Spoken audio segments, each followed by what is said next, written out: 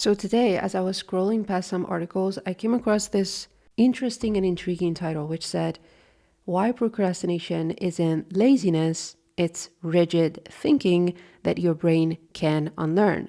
It's interesting to me because I often look at procrastination this same way, which is you're refusing to do the task because you're under pressure. You know that you're not going to do it perfectly, so you're not going to do it altogether. That's rigid thinking. That's saying it's either perfectly done or there's nothing.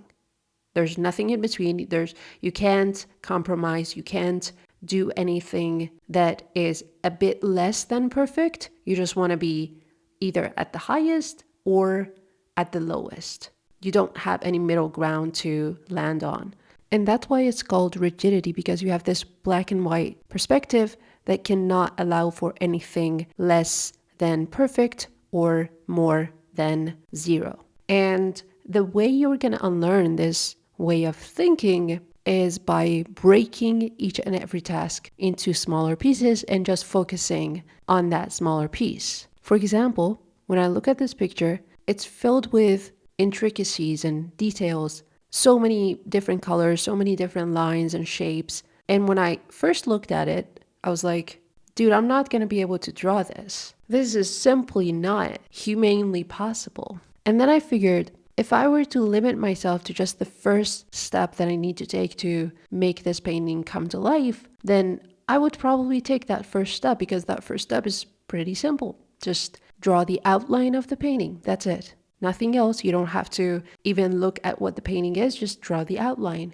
And then you start to get a rough sketch on the paper. Okay? Just a rough sketch. I told myself, you just have to get a feel of what everything is about. Like if there's a building, you just draw a rectangle. You don't have to be exact. You just draw whatever comes to your mind and leave it at that. We are not looking at the next step. We're just limiting ourselves to the present task that we are required to do in order for the whole thing to get completed. But we are not looking at the goal. We're just looking at what the system is telling us to do right at this particular moment. We're narrowing our attention span to what is in front of us. So you're removing the brain's access to that bigger objective, and you're narrowing your focus down on the smallest step that you need to take right now.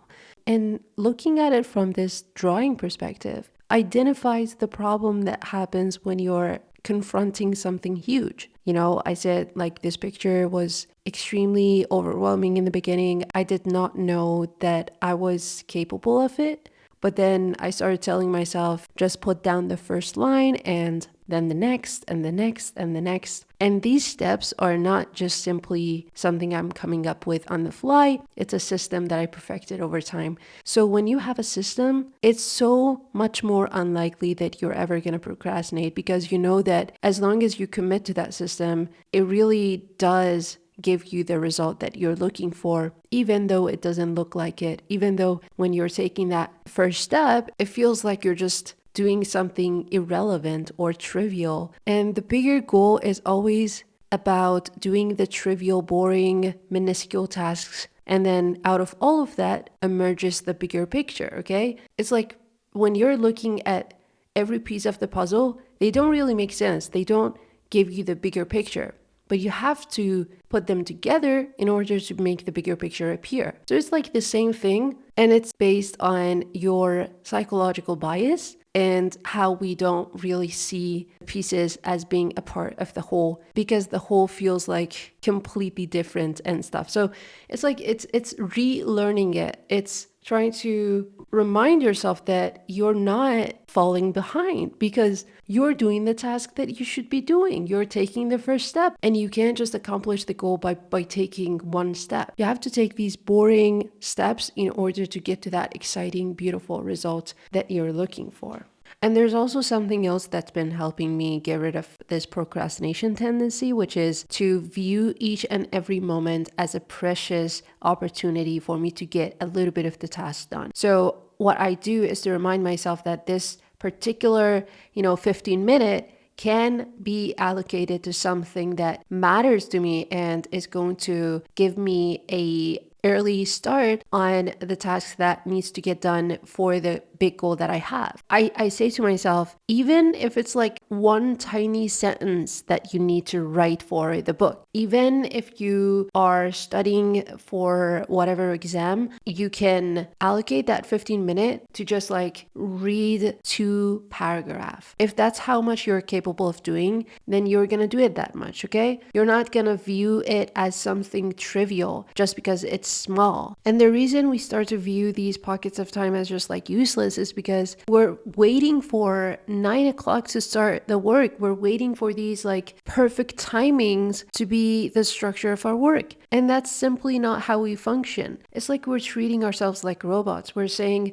oh, I'm going to start work at 9 and then I'm going to work for 1 hour and then there's going to be a break for 15 minutes and then I'm going to pull myself back to work and push myself to do the work. And then, after 1 hour, I'm going to unplug myself again. It's like, what the heck is going on? You're a human being and you're not supposed to be this structured. You're not supposed to be pulling yourself away from work after 1 hour. Maybe you're in the flow state. Maybe you're on the verge of making a breakthrough. Maybe you're on a roll and ideas are coming to you out of nowhere. So like, you don't have to have a structure, sometimes you need to let loose and give yourself a little bit of, fluidity in your structure, even though you might have some structures, but you're going to tell yourself, whatever comes, I'm going to allow it to change the work. Okay. And that's you working with the natural rhythm of your day, not against it. If you're always like saying, oh, this is the structure and it has to work like this, and today I need to make this structure come to life, not allowing anything to go wrong, that's only setting yourself up for failure, because you know that human beings are just so unpredictable. You yourself are a very unpredictable entity. So you can't just say, I'll be able to govern myself like this and discipline myself to a T, and that's just simply not possible. I know it's a very idealistic thing, everybody's doing it. It's like, if you're doing something creative, then you're not going to be able to do that. It could be applied to administrative works that are extremely rigid in and of themselves. They could probably be better off having a very rigid structure, but we're not talking about that here. We're talking about art and stuff that requires you to think about ideas and to come up with innovative way to express yourself. Or when you're writing a book, you need to like come up with these stories that you've experienced and like put them into very articulate forms. And that really takes a lot of creative flow. And if you're disrupting the flow all the time by adding these unnecessary structures, you're going to disrupt the work itself. So it's important that we don't do that, and we sometimes need to let ourselves be carried away by the current. And if the current is very strong, it's probably gonna make us go faster, and we don't really need that much structure once the work is in motion. So that was it for today. I hope that I wasn't, idiotically rambling along, because I'm just like talking about my own experience. So even if it was useless, I hope it wasn't useless, but even if it was, then whatever, dude. I just like to talk about whatever I've figured and like the lessons that I've drawn from my own experiences. I just want to like articulate them and communicate it to you so that maybe it can help you as well.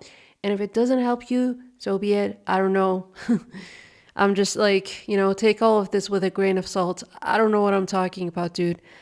Yeah. That's it.